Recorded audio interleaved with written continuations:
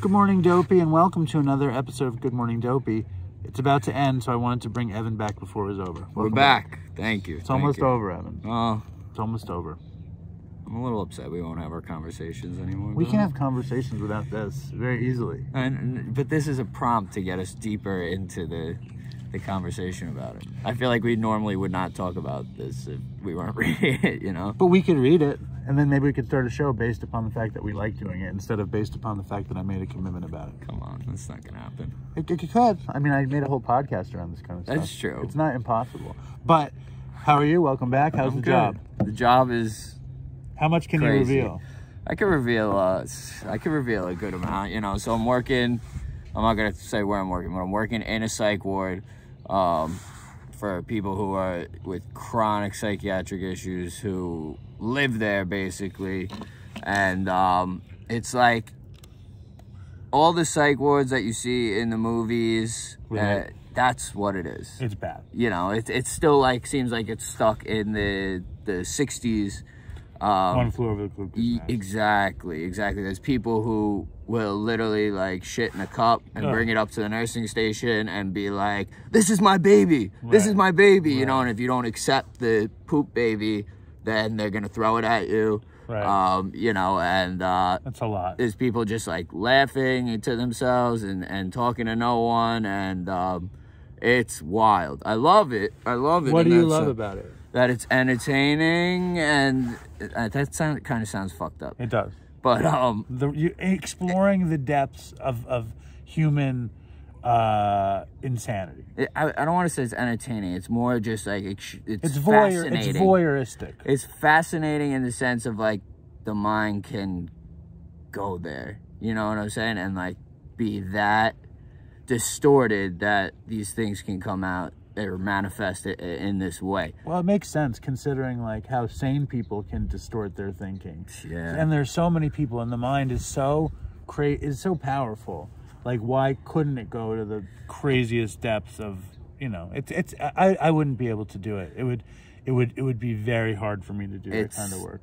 Definitely tough, but it's something new every day. Like yesterday, there was a fight on the ward. This guy punched this guy. One of the guys. He just yells. "You're a racist! You're a racist! You Jew! You Nazi bitch!" You know, just yelling. And this other guy had enough and just literally walked up to him and punched him in the face. No, not another patient. Right. And they had to restrain him and all this. And it's a lot of paperwork. When something like that happens. But I also saw someone get ECT, electroconvulsive therapy, where they shock you, the brain. And I heard that's good stuff.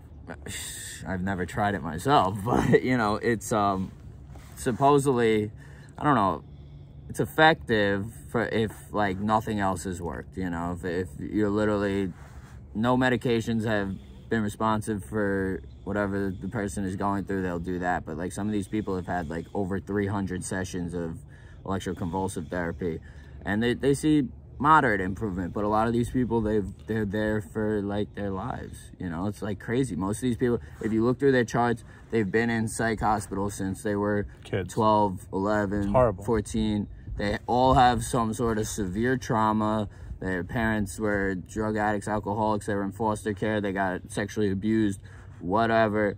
And they've just been in psych hospitals their whole lives. And it's just like wild. Like, it makes you grateful in that sense. It's like, you know, it's like, holy shit. Like, right. You know, how could it go so wrong?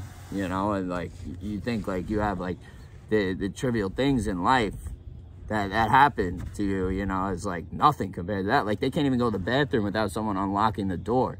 You know, well, it's horrible, and it's amazing, like, that you've chosen to do this work, and I think you should figure it out. You know, do it for like, set a time limit, and then be like, do I like this? Do I not like this? What does this mean? Because you can do so many different things. I know. I mean, the goal is to become a psych MP, but like, you know, the more I see it is like I think like they know nothing really about. But you could be somebody that knows something. That's the goal, you know. But it's like these.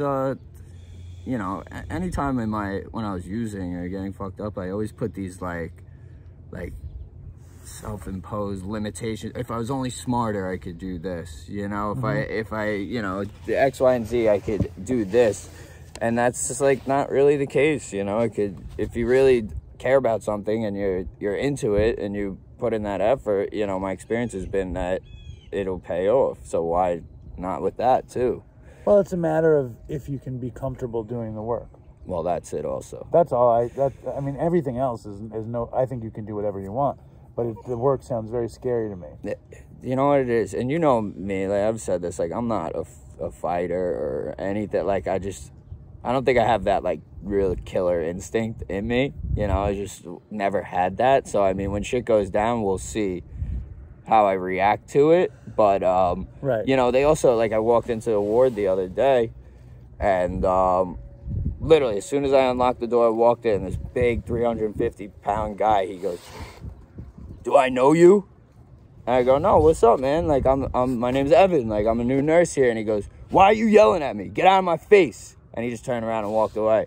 And in that moment, you're thinking, like, is this guy about to punch me in the face? You Maybe, you know, exactly. But it's also like, I bet you a lot of people take those jobs the same way prison guards take a job, because they can run the ward and they have this weird sense that this makes them somebody. And those are dangerous pitfalls, I bet. Oh, absolutely. And you see a lot of the aides, though, that are there, like, they treat these people like shit. Right. So, like, being new and seeing that, like, my goal is to never get that jaded where I'm like, right, you know, like these people are just like, well, it's like an sick, aide in a rehab. Like, you know, the aides in the rehab, like whenever I went to rehab, right, there was like, everybody was like best friends with the aides, but the aides always treated me like shit. Right. Yeah. It's like they never like did. It was like, so I bet you it's like that. You know how they get jaded. Nobody wants to deal.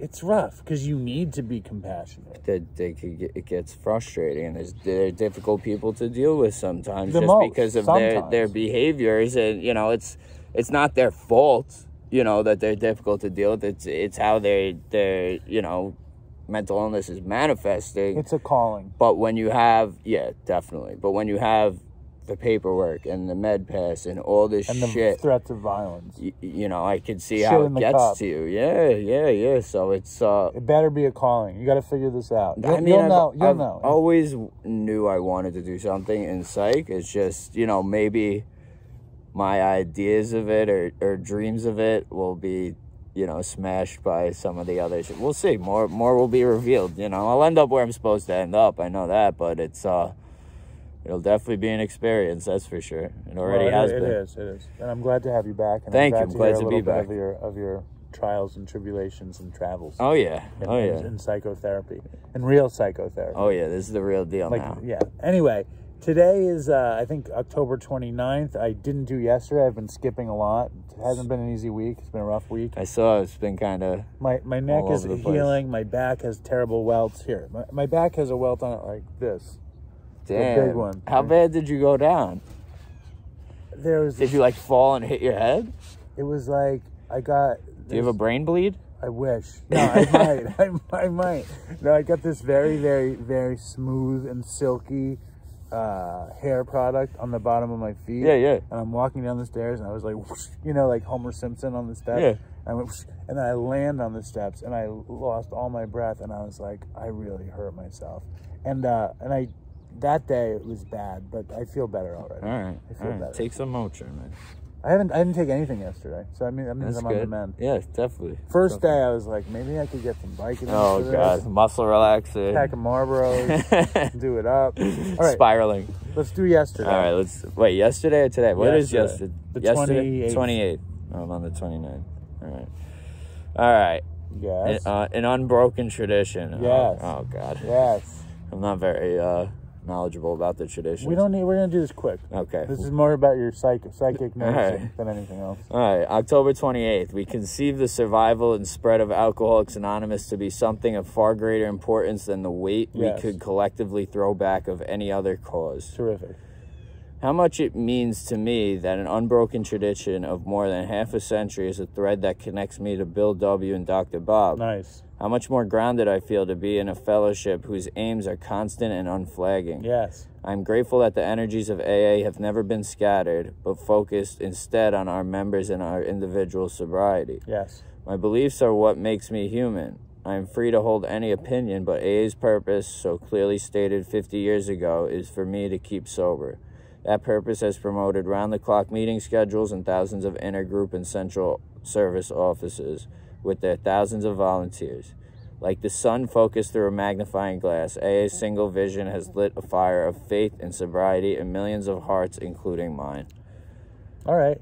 I've been really blowing through these tradition ones. Yeah. But that one, I liked it. My first thought was like, unbroken tradition for 50 years. It's like bullshit. Everything's broken. Everything. But then I realized, like, even Bill W. taking LSD or cheating on his wife, he's not violating traditions when he does that. I mean, the purpose is to stay sober, I mean, LSD, But for AA, there's no bylaws. It's not Narcotics Anonymous. Yeah, I'm just saying, like, the traditions give you a lot of leeway to stay on the beam. There's a lot of wiggle room in there. So, like, the singular purpose is to stay sober and help another alcoholic achieve sobriety, right? Right. That's the singular focus. And, like, I mean, it's funny, we were talking about psychedelic treatment right before we started. Bill W. got sober.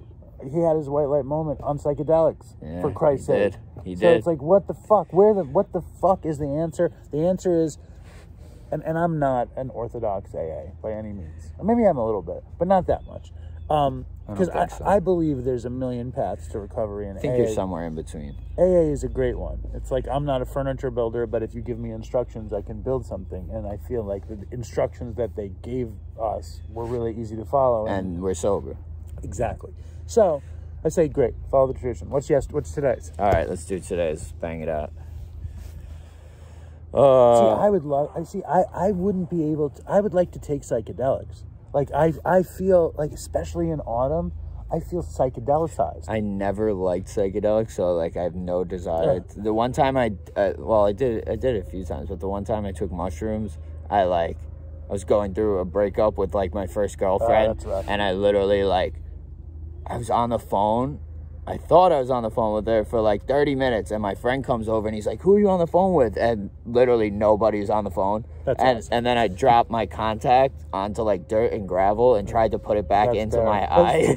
And it was just a horrible experience, and I lost my identity, and here we are. Every year, this time of year, when I'm driving around and the trees are turning colors, I'm just like, give me a dose.